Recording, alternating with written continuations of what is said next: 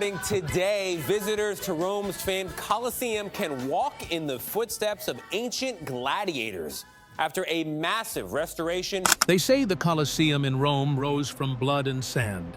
But Grok AI's digital reconstruction shocked historians. You could say that they are the heavyweight champions of the Roman Empire. What it revealed about the arena challenged everything we thought we knew. The spectacles weren't the glamorous battles Hollywood portrayed. Instead, they were far stranger, more violent, and deeply tied to the human condition. Raw, unsettling, and beyond imagination. The truth of Rome's games was darker than legend ever suggested. Giving the people what they need, and it's always described as bread and circuses. The Colosseum, the huge stone amphitheater in Rome, is one of the most famous landmarks in the world. But today, it's not the grand symbol of power and glory it once was. It's a shadow of its past, a broken shell of what it used to be. We see the worn-down walls, the missing stones, and imagine what once happened there. Gladiators fighting for their lives, emperors watching from above, crowds roaring in excitement. But imagination can only go so far. We can't truly see the splendor. We can't hear the noise or feel the energy of 50,000 people cheering. The past is like a locked door, and the Colosseum is just a shattered mirror showing only tiny pieces of the full picture. But what if we could rebuild that picture? What if we could undo centuries of damage and see the Colosseum as it was on the day it first opened, nearly 2,000 years ago? To do that, we're not using archaeologists with tools in the dirt. We're using a digital mind that can access more information than any human and piece it all together faster than ever before. But before we dive into that, let's take a fresh look at the real story of the Colosseum. The Colosseum's broken mirror, the story of the Colosseum, is a story of vengeance and renewal. After the tyrannical Roman Emperor Nero took his own life in AD 68, his lavish excesses fueled a series of civil wars that tore the empire apart. The new Flavian dynasty, led by Emperor Vespasian, sought to restore order, promote public welfare, and, most importantly, erase the memory of Nero's self-indulgence. The ultimate act of this reclamation was the construction of a public amphitheater on the site of Nero's colossal private palace, the Domus Aurea, and its artificial lake. The project was not merely a building, it was a political statement, a gift from the emperor to the Roman people, symbolizing the might and benevolence of the new ruling family. Officially known as the Flavian Amphitheater, the structure was an engineering marvel, designed to seat up to 75,000 people.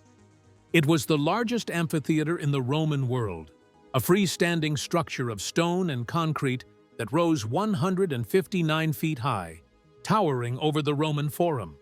When Vespasian's son, Titus, inaugurated the Colosseum in AD 80, the festival lasted 100 days and included gladiatorial combats and wild animal fights. The spectacles held within its walls were a form of public entertainment unparalleled in their scale, a bloody and brutal form of theater that captivated Roman citizens for nearly 4 centuries. The arena saw everything from mock naval engagements to wild beast hunts, venationes, and gladiatorial duels, munera. Roman society was meticulously organized within its seating, with prime seats reserved for the emperor and the elite, and the upper tiers for foreigners, slaves, and women. Yet, even with all that is known, the Colosseum remains a puzzle box. What was its exact seating capacity?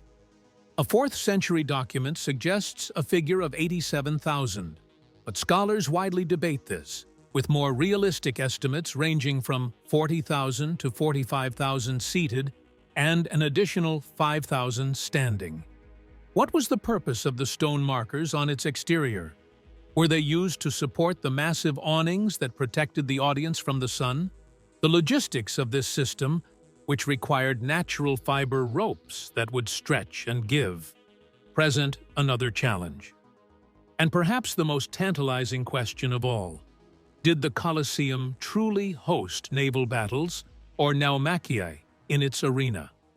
These are not simple questions of fact. They are historical riddles. The Colosseum's present state is not just the result of natural decay.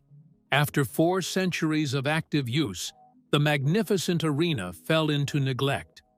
It was abandoned completely by the 6th century and, for centuries after, was used as a quarry for building projects across Rome, including the cathedrals of St. Peter and St. John Lateran. Later, it sheltered cobblers and blacksmiths and was even used as a fortress by 12th century warlords.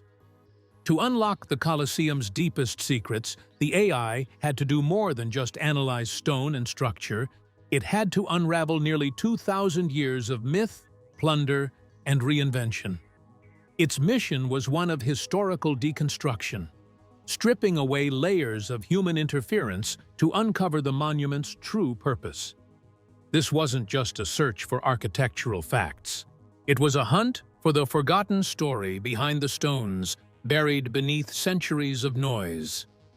Feeding the Oracle, Grok AI, and the digital toolkit. Unraveling the Colosseum's deepest and most complex mysteries is not a task that can be approached with traditional methods. This isn't a job for shovels, chisels, or dusty scrolls, and even the most advanced conventional AI models would struggle. While these systems are excellent at scanning through enormous amounts of information, indexing facts, and identifying connections, they often fall short when faced with the ambiguous, nonlinear, and deeply human nature of historical reconstruction. Traditional AI is built to follow rules, not to question them.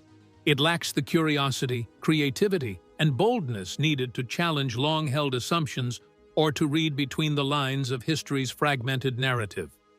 It lacks, in essence, the spark of imagination required to make sense of what the past refuses to give up easily. To confront a challenge as monumental as reconstructing the Colosseum, not just as a structure, but as a living symbol of its time, we need a different kind of intelligence. One that doesn't just process data, but actively seeks meaning. One that thinks more like a historian than a search engine. We need an intelligence that can reason through contradictions, explore philosophical nuance, and make educated leaps where the data alone is incomplete. We need a system that isn't just fast, but fearless. Grok AI, a next-generation generative AI chatbot developed by xAI, a company founded on the bold mission of understanding the true nature of the universe. Grok is not your typical AI. It has been designed as a truth-seeking AI companion for unfiltered answers, making it a radically different tool for exploring the past. It represents a new philosophy of machine intelligence, one that prioritizes independent thought, real-time reasoning, and the ability to challenge conventional narratives. Grok's strengths go far beyond surface-level search. It is capable of deep document analysis, real-time data synthesis, code generation, and natural language understanding at an advanced level. For example, Grok can condense massive texts into digestible summaries without losing nuance, track live social trends by analyzing real-time content from platforms like X, formerly Twitter, and write complex code to model historical scenarios or reconstruct ancient infrastructure. These abilities give it a powerful edge in tackling projects that span multiple disciplines: architecture, sociology, politics, and cultural memory. What truly sets Grok apart, however, is its ability to self-learn, identify hidden patterns, and constantly adapt to new and conflicting information. This adaptability is essential for historical research, where facts are often scarce, sources are contradictory, and interpretation plays a critical role. Rather than becoming overwhelmed by uncertainty, Grok thrives in it. It doesn't just organize data, it interrogates it. It draws connections where none are obvious, and it updates its models in real time, ensuring its conclusions remain as accurate and insightful as possible. On paper, Grok seems uniquely suited for the task of reconstructing the Colosseum, not as a lifeless ruin, but as it once was. A living, breathing monument to Roman ambition, cruelty, spectacle, and ingenuity. It is more than just a tool for data analysis. It is a partner in exploration, and in the quest to rediscover the truth behind one of history's most iconic structures that might make all the difference. The most powerful feature, however, is Grok's Think mode. This beta reasoning model, trained using large-scale reinforcement learning, refines a model's chain of thought process, enabling it to perform advanced reasoning in a data-efficient manner. The model's creators describe this process in a way that deliberately mirrors human cognition. Grok can spend anywhere from a few seconds to several minutes reasoning, often considering multiple approaches, verifying its own solution, and evaluating how to precisely meet the requirements of the problem. It is presented as a mind that can think and explore alternatives, not just process data. This is what makes it so compelling. On academic benchmarks, Grok 3 has achieved impressive scores, including 93.3% on the American Invitational Mathematics Examination and 84.6% on graduate-level expert reasoning. These results create the powerful illusion of a flawless problem solver, a mind that could hypothetically solve any puzzle with enough data.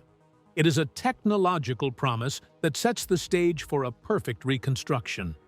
But the central question remains: can an AI, no matter how powerful, truly understand the human story embedded within the cold data? The language used to describe its capabilities, exploring alternatives, and correcting errors, is designed to create a powerful sense of sentience and deep comprehension. However, there is a fundamental difference between a model that mimics thought and a mind that truly understands the underlying context and intention. This difference will prove to be the most critical element of the entire reconstruction. The Colosseum is a human artifact, a product of political ambition, social hierarchy, and a thirst for spectacle. The AI's task is not just a test of its processing power, it is a test of its ability to grasp the human condition itself. The unfiltered gaze, debunking the famous fictions. Grok's first task was to fact-check the stories we all believe to be true. The AI's analysis immediately challenged the most enduring myths, starting with the iconic thumbs-up, thumbs-down gesture that has become a symbol of the Colosseum's brutality. Grok's findings reveal that this widely held belief is not supported by historical literature. The gesture as we know it was popularized by a 19th-century painting by Jean-Léon Gérôme titled Police Verso. The research indicates that the emperor and the mob likely used a gesture, but its meaning was the opposite of what is commonly assumed. A thumb tucked into the palm was the signal for mercy, while a thumb extended upward may have been the sign for death. The ability of a single piece of fiction, created for an artistic purpose, to completely supplant centuries of historical record reveals a deeper truth about the nature of our collective memory and how easily it can be reshaped by powerful images. Grok's digital reconstruction also confronted another popular myth, that every gladiator battle was a fight to the death. While gladiatorial games were undeniably violent, they were also highly organized and a form of business. Gladiators were valuable assets, and as a result, they were not routinely killed. The research shows that gladiators were highly trained professionals who fought in matches designed for suspense rather than immediate conclusion, and that in late imperial times, forgiveness actually became commonplace. A gladiator could signal defeat by simply raising one finger, and their fate was often decided by the crowd and the organizer or editor of the games. Perhaps the most sensitive revelation from Grok's analysis concerned the myth of Christian martyrdom. While it is true that Christians were killed in the Colosseum, the AI's review of historical records found no clear evidence that they were executed specifically for their faith. Instead, their deaths were incidental, part of the standard midday executions for condemned criminals.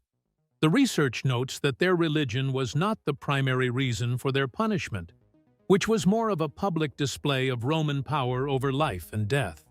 Interestingly, the report revealed that early Christians did not feel compassion for the gladiators, but instead believed that the public suffered the most moral and spiritual damage from attending the violent spectacles, a view shared by some pagan writers of the time.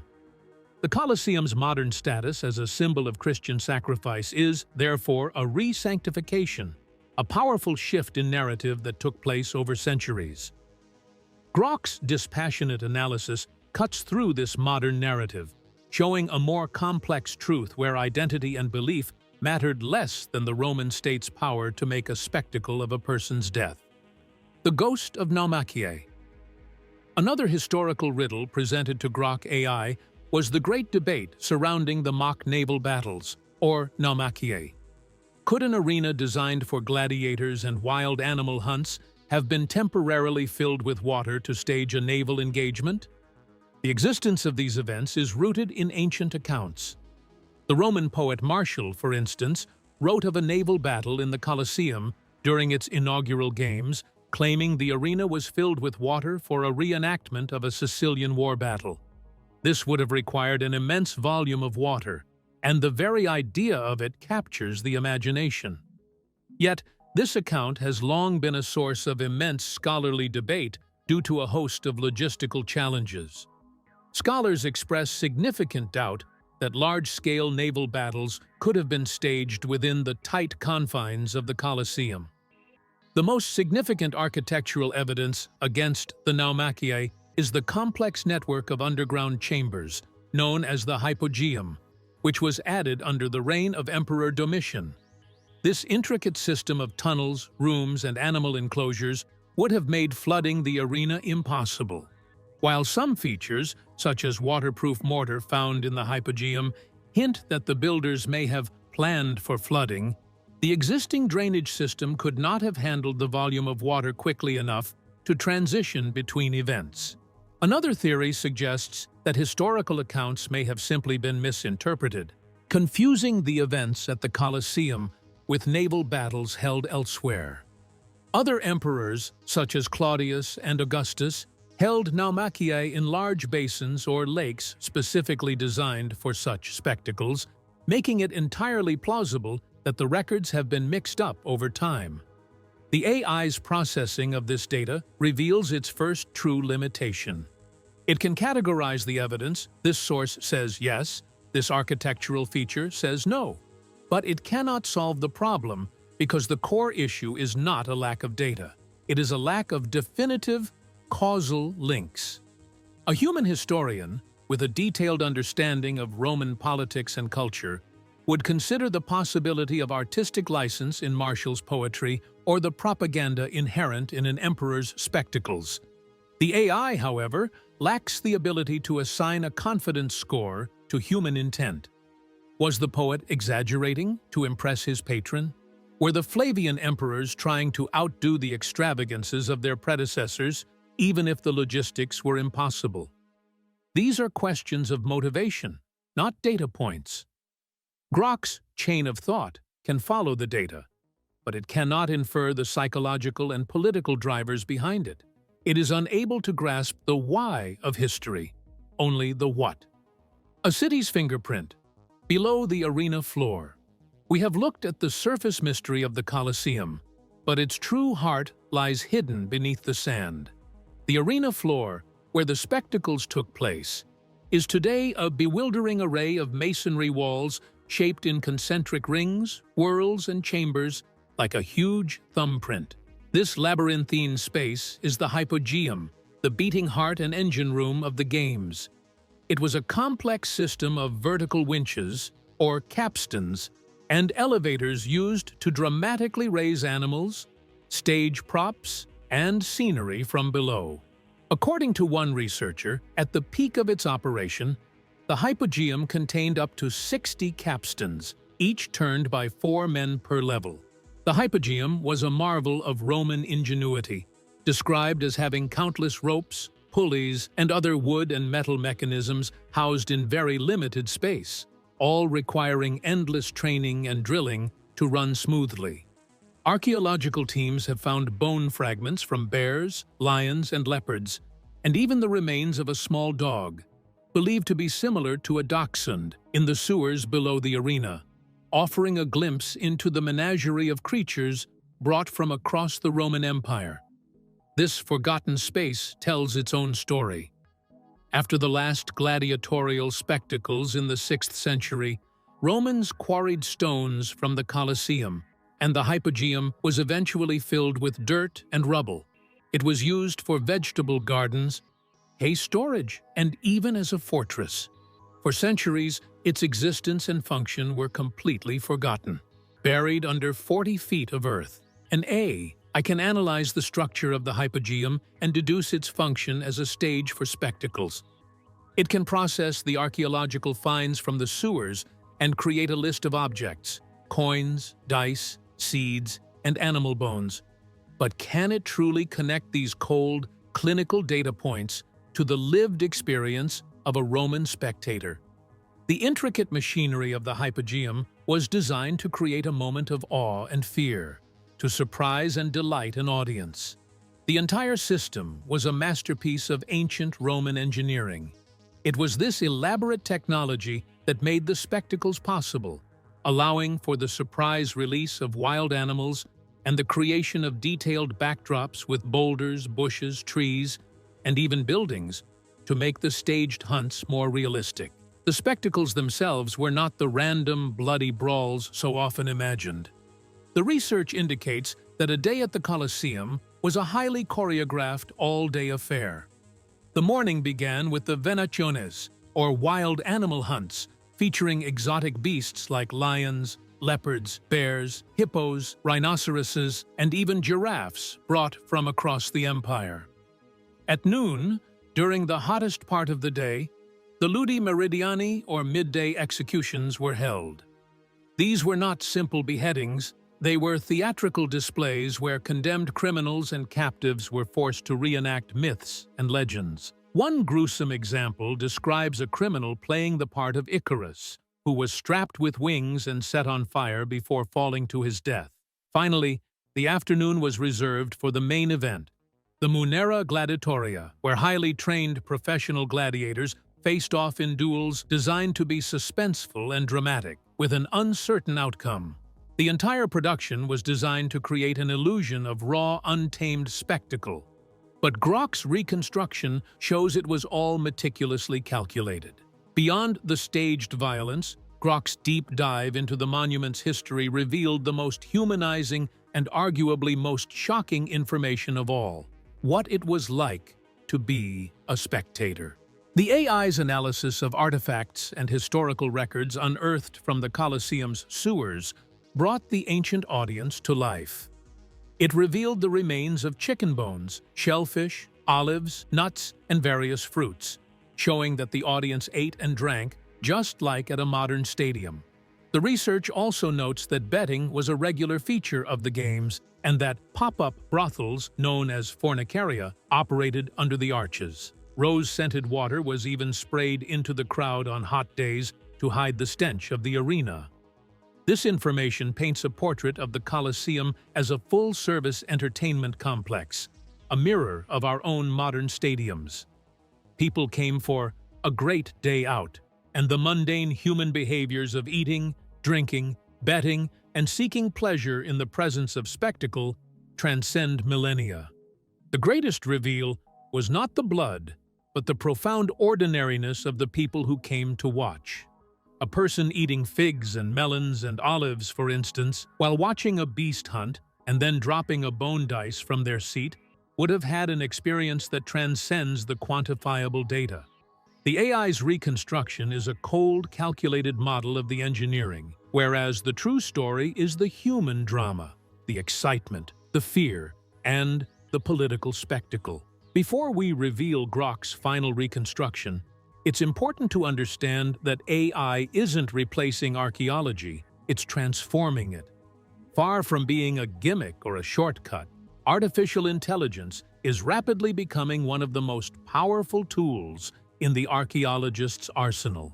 From decoding ancient scripts to mapping buried cities, AI is reshaping how we uncover and understand the past. The Digital Archaeologist's Toolkit. One of the most impactful technologies is the use of LiDAR, which stands for light detection and ranging. Drones equipped with LiDAR sensors can create highly accurate 3D digital terrain models, revealing ancient features and pathways hidden beneath dense forests or urban sprawl. This technology has transformed archaeological site exploration, allowing researchers to find previously unknown sites with unprecedented accuracy. Another powerful tool is photogrammetry, which uses a series of overlapping photographs taken from various angles to generate highly realistic 3D models of landscapes and artifacts. AI algorithms are then used to sort through and analyze thousands of these images, identifying patterns that would be indistinguishable to the human eye. The real-world applications of these technologies are stunning. A team of archaeologists used an AI model to analyze satellite imagery over Peru, leading to the discovery of over 50 new Nazca lines, ancient geoglyphs that had been lost to time. Similarly, in Italy, a machine learning model was used to virtually reconstruct parts of Pompeii, achieving a 98% accuracy rate in its analysis of wall paintings and art. This process, which would have taken years for a team of humans, was completed in a matter of months. In both cases, the AI's success was rooted in its ability to perform high-volume, repetitive tasks of pattern recognition with a precision no human could match. It can find the proverbial needle in a haystack of data. This capability is where AI truly shines. It is a phenomenal tool for data analysis and visualization. This critical narrative pivot is necessary before the final revelation. By showing what AI can do, the report creates a stronger sense of anticipation for what it cannot do. We have established Grok as an unparalleled tool for processing objective data. But history is not a collection of objective data points. It is a narrative built on inference, human intent, and cultural context. The central argument is not that AI is a failure, but that its limitations are a fundamental feature of its design, and it is in those limitations that the true value of human expertise is revealed. A different kind of afterlife, the Colosseum's human legacy. Grok's reconstruction did not stop at the Roman Empire. Its analysis revealed the Colosseum's bizarre and fascinating afterlife, a history far removed from gladiatorial combat. After the last games were held in the 6th century, the structure was slowly abandoned and repurposed. It became a quarry, with its stone being scavenged to build other structures throughout Rome, and it also served as a fortress for a 12th century warlord family, the Frangipani. In the late 16th century, Pope Sixtus V attempted to transform it into a wool factory, a project that was abandoned due to its immense cost. But the most surprising revelation was its transformation into a makeshift medieval condominium complex. Recent archaeological excavations, particularly those conducted by Roma Tre University between the 9th and 14th centuries, found new evidence beneath the arched entryways of the Colosseum.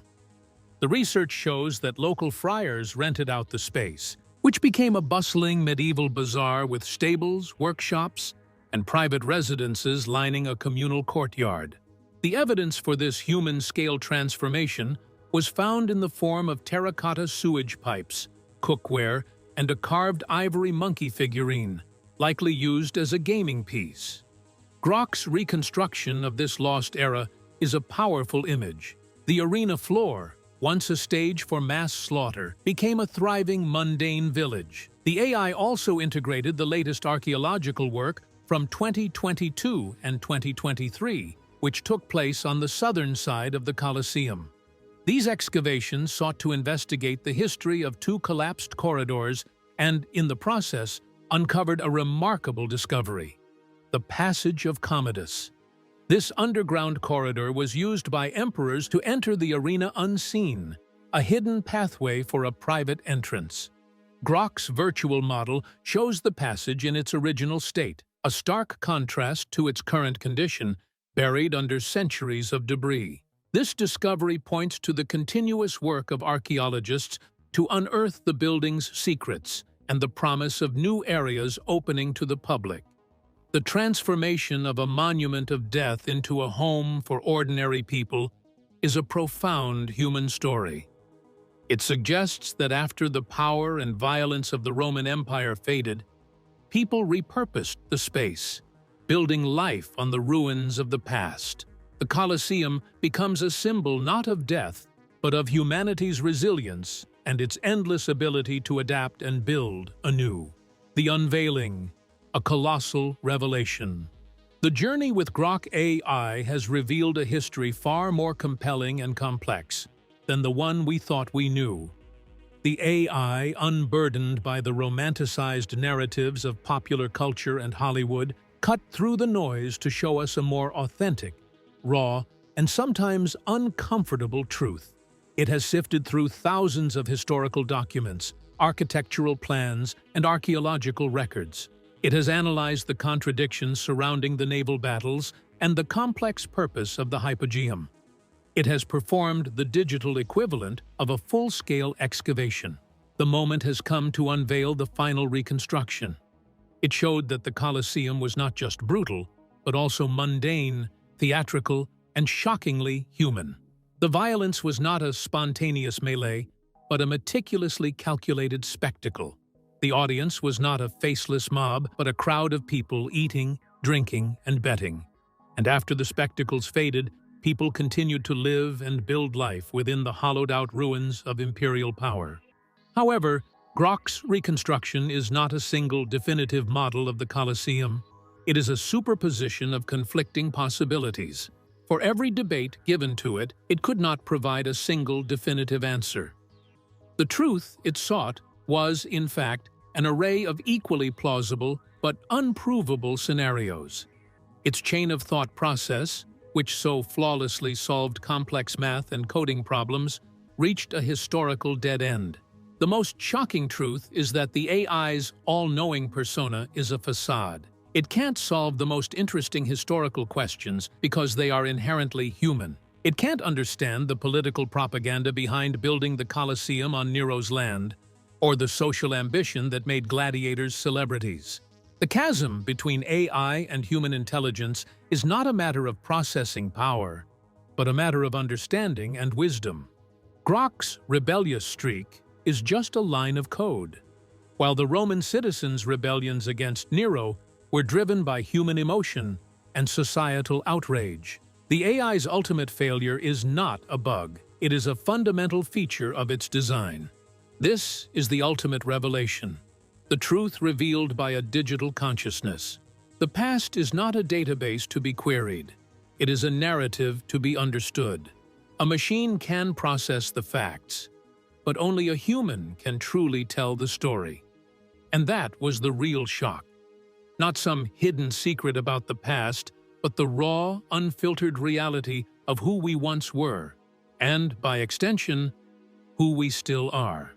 In the end, the ghost in the machine revealed not a secret, but a mirror. And in its reflection, we saw ourselves. Let us know your thoughts in the comments below.